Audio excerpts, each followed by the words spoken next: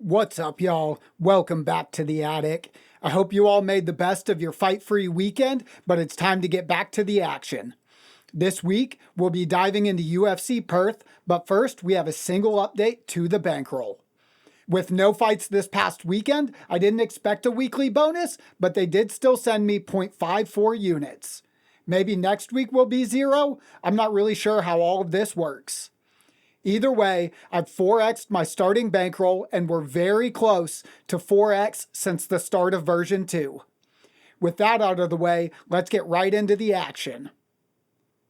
We'll be kicking off this card with a couple of UFC newcomers at heavyweight, but unfortunately, Elijah Ellison just doesn't have the appropriate data available, so I won't have a prediction for you on that fight.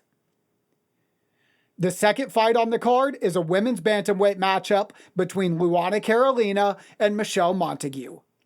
Luana is a 9-fight UFC vet with a promotional record of 6-3 since her debut in 2019. Michelle will be making her UFC debut with an undefeated record of 6-0, all finishes, and all by rear naked choke.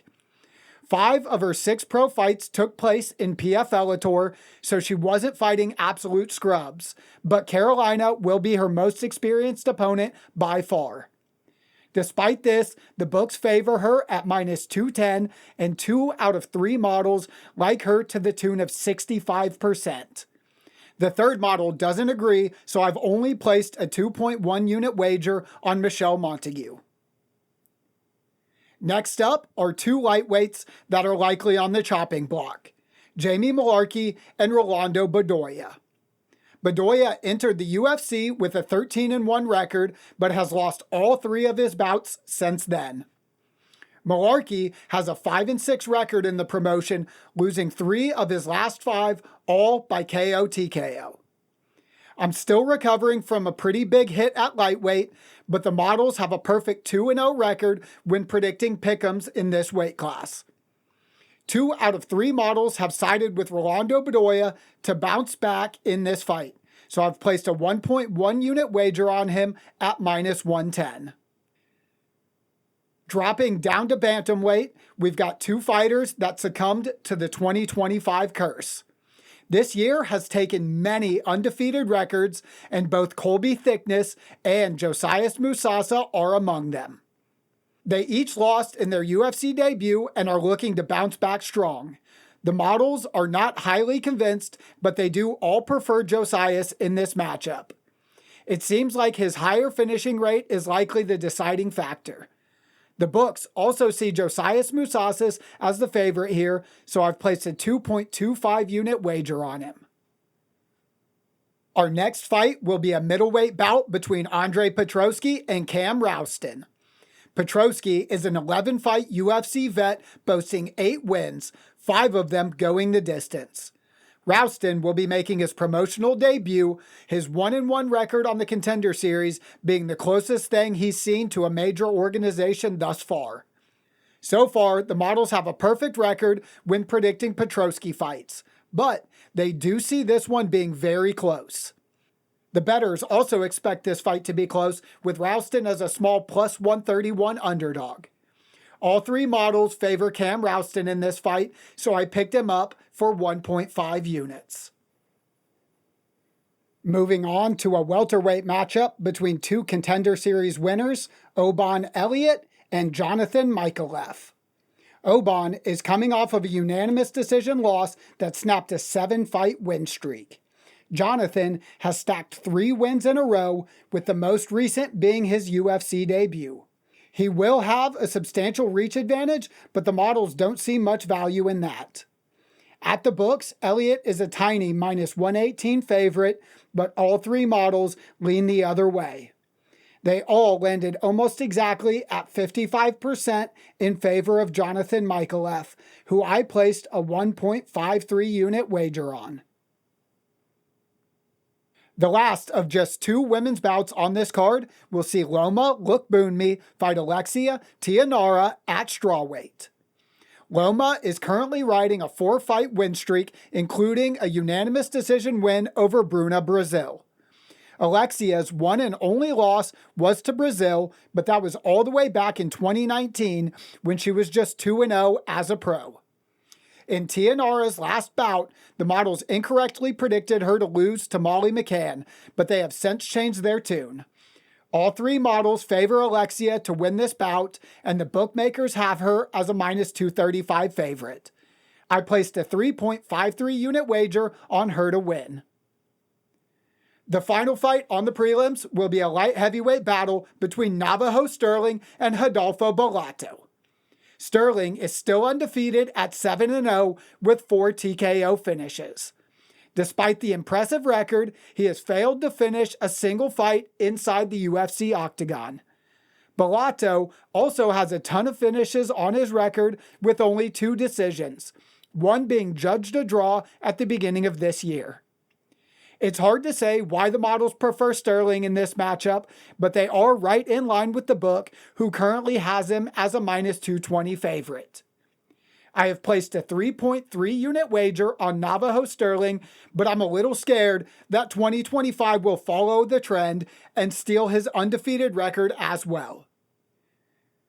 We will kick off the main card with a fight between Justin Tafa and Louis Sutherland at heavyweight. These two have the same number of professional fights, but Tafa has 10 UFC bouts, while Sutherland only has 3 in PF Bellator, where he lost 2 of them. Since leaving Bellator 16 months ago, Louis has stacked 4 wins, while Tafa has lost his last 2. The book odds are very close, with Tafa as a small favorite.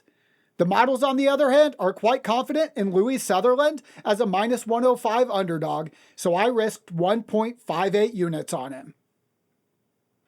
Next up will be Tom Nolan versus Charlie Campbell at lightweight.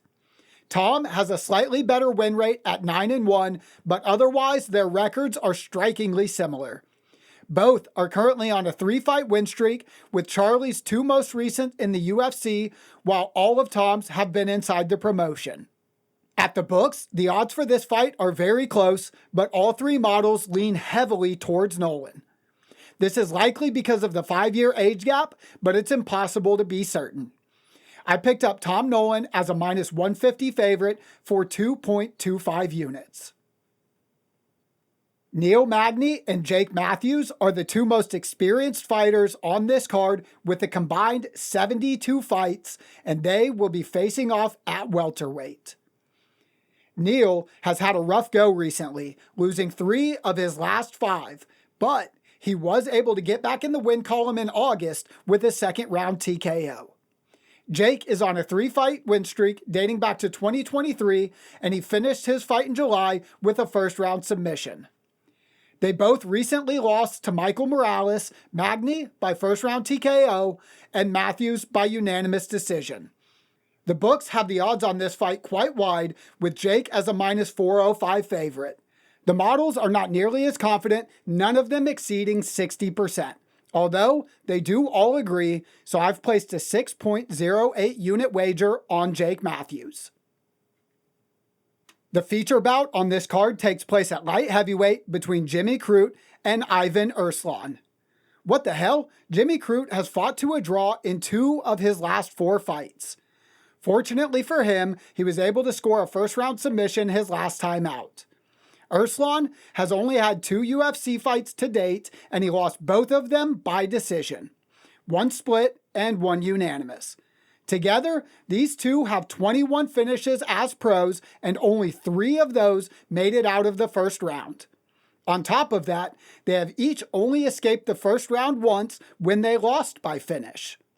At the books, Jimmy Crute is a small minus 175 favorite, and the models are just about in line with that, so I bet 2.63 units on him to win. Our co-main event takes place at featherweight, where Ramon Taveras will fight Jack Jenkins. Both of these guys have gone 3-2 in their last 5 and are looking to bounce back from a 1-fight losing streak. Jenkins will be giving up a small amount in both height and reach, but these account for less than 1% of the model's decisions. Taveras has missed weight twice in his last 4 bouts and will be moving up to 145 for the first time since the start of 2023. Despite the weight change, 2 of 3 models see value in Ramon as a plus 240 underdog, so I risked 1 unit on him to win. Finally, we get to the middleweight main event matchup between Carlos Ulberg and Dominick Reyes.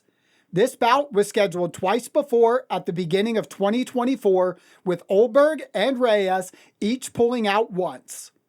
Since then, Reyes has had an absolutely incredible career resurgence, turning a 4-fight losing streak into a 3-fight finishing streak.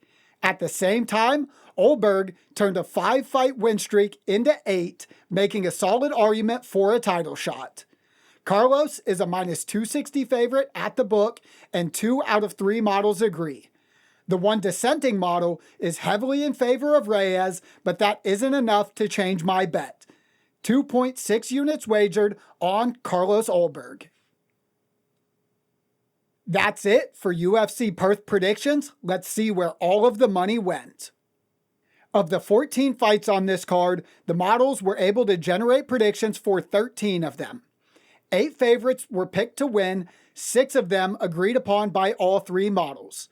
4 were underdogs with 3 confident picks, and the last one was a pick'em. I risked 31.45% of my bankroll on this card and can return 19.37 units with perfect predictions. That's it for this card, but PFL Europe, PFL MENA, and LFA 218 are also coming up this week. Follow the link in the description for my Patreon page if you'd like to see those predictions as well. I'll post all of that information as soon as those lines drop. As always, thank you for watching and good luck on all of your bets this weekend.